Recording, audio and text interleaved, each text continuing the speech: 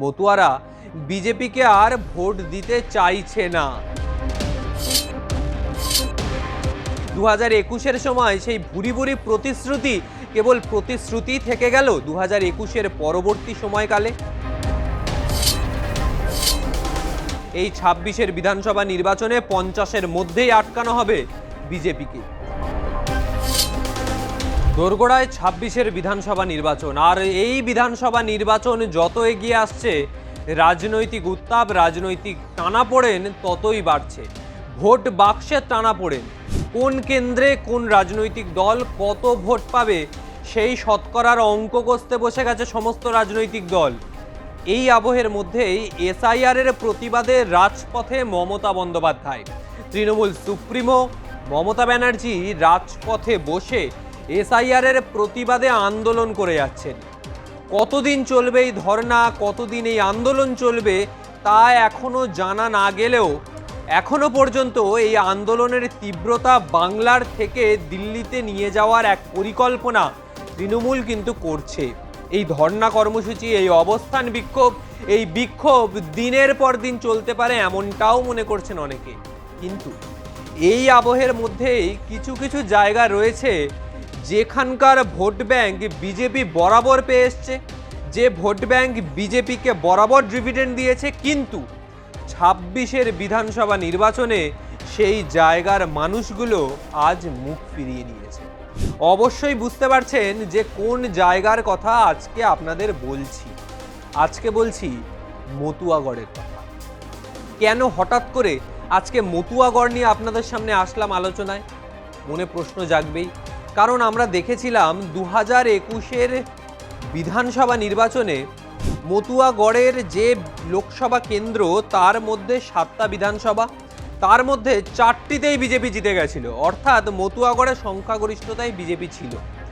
2024-এ নির্বাচনেও দেখলাম মতুয়ারা ঢেলে বিজেপিকে ভোট দিয়েছিল, তবে 2026-এর নির্বাচনে মতুয়ারা বিজেপির থেকে মুখ ফিরিয়ে নিয়েছে। মতুয়ারা বিজেপিকে আর ভোট দিতে চাইছে না।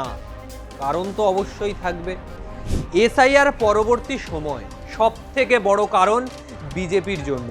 কারণ এসআইআর পরবর্তী সময় তৃণমূল একদিকে যেরকম আন্দোলনে রাজপথে, ঠিক সেরকমই মতুয়াগড় তারা মুখ ফিরিয়ে নিচ্ছে বিজেপির থেকে। কারণ বিজেপি যে মার্জিনে এই 4টে বিধানসভা, যে 4টে বিধানসভার নাম নেব, সেই 4টে বিধানসভায় জিতেছিল, সেই জায়গায় যত শতাংশে জিতেছিল তার থেকে বেশি শতাংশের মানুষের নাম বাদ গেছে। কোন কোন বিধানসভার কথা বলছি? বনগাঁ, বাগদা, বনগাঁ দক্ষিণ ও গাইঘাটা। এই 4টে বিধানসভায় 2021-এর নির্বাচনে বিজেপি ক্ষমতায় এসেছিল। এই 4টে বিধানসভায়, এই 4টে বিধানসভায় তারা জিতেছিল। যে ভোট নিয়ে তারা জিতেছিল, যে ভোটের মার্জিনে তারা জিতেছিল, তার থেকে বেশি সংখ্যায় লোক বাদ গেছে, নাম বাদ গেছে এই এসআইআর আবহে এই 4টে বিধানসভায়। তাহলে মতুয়াদের জন্য যে ভুরি ভুরি প্রতিশ্রুতি বিজেপি নিয়ে এসেছিলেন 2021-এর সময়, সেই ভুরি ভুরি প্রতিশ্রুতি কেবল প্রতিশ্রুতি থেকে গেল 2021-এর পরবর্তী সময়কালে। 2021 সালে বাগদা কেন্দ্রে বিজেপির জয়ের মার্জিন ছিল 9,792 ভোট, অথচ সেই কেন্দ্রেই বিচারাধীন ভোটারদের সংখ্যা এসে দাঁড়িয়েছে 13,459। বনগাঁ উত্তর কেন্দ্রে বিজেপির লিড ছিল 10,488, কিন্তু বিচারাধীন 12,296।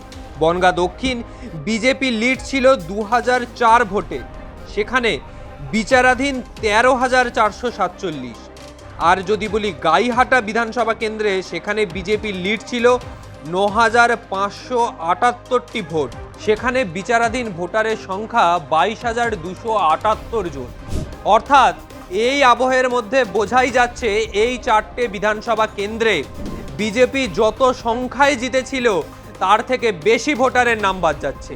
আর এই আবহেই চিন্তায় পড়ে গেছেন বিজেপির নেতৃত্বরা। কারণ যে ভোট ব্যাংকে তারা জিতেছিল, যাদের নাম বাদ যাচ্ছে, সেই নাম বাদে কিন্তু লেখা নেই কে তৃণমূলে ভোট দেন, কে বিজেপিকে দেন, কে সিপিএমকে দেন, কে কংগ্রেসকে দেন, কে আইএসএফকে দেন। এই ভোট ব্যাংক সাধারণ ভোটারদের নাম বাদ যাচ্ছে। যারা আজকে তৃণমূলকেও ভোট দিয়েছিল বা বিজেপিকেও ভোট দিচ্ছে, যারা একসময় চেয়েছিল তৃণমূল থেকে এই জায়গায় বিজেপি আসুক মতুয়াগড়ে, তাদেরও নাম বাদ যাচ্ছে। ফলে বিজেপি চিন্তায় রয়েছে, যদি ভোট ব্যাংকে চলে যায় তাহলে কি করবে তারা। অভিষেক বন্দ্যোপাধ্যায় টার্গেট বেঁধে দিয়েছিলেন যে 50-এর গণ্ডি বিজেপিকে পেরোতে দেওয়া হবে না। এই 26-এর বিধানসভা নির্বাচনে 50-এর মধ্যেই আটকানো হবে বিজেপিকে। মতুয়াগড় অত্যন্ত গুরুত্বপূর্ণ জায়গা বিজেপির জন্য। সেই জায়গায় যদি এইভাবে ভরাডুবি হতে হয় তাহলে কিন্তু চিন্তার ভাঁজ থেকেই যাচ্ছে। আরও একটি গুরুত্বপূর্ণ জায়গা উত্তরবঙ্গ। জন বার্লা বিজেপির অত্যন্ত গুরুত্বপূর্ণ নেতা, তৃণমূলে যোগ দিলেন। কালিম্পংয়ের বিজেপির বিধায়ক তৃণমূলে যোগ দিলেন। একাধিক নেতৃত্ব নিয়ে সবাই তৃণমূলে যোগ দিচ্ছেন। উত্তরবঙ্গের রাজনীতি এক অন্য মাপকাঠিতে চলে। আর সেই জায়গায় দাঁড়িয়ে উত্তরবঙ্গের মানুষের হয়ে যারা এতদিন কাজ করেছিলেন, যারা এতদিন বিজেপিতে ছিলেন, তারা আজ মুখ ফিরিয়ে নিয়ে তৃণমূলে। উত্তরবঙ্গের আরও একটি গুরুত্বপূর্ণ জায়গা কোচবিহার। কোচবিহারে এখন সবুজ ঝড় উঠছে। 2021-এর নির্বাচনে বিজেপি কিছু কিছু বুথে ভালো পারফর্ম করলেও 24-এ ভরাডুবি। 24-এ লোকসভায় ক্ষমতায় তৃণমূলই আসলো।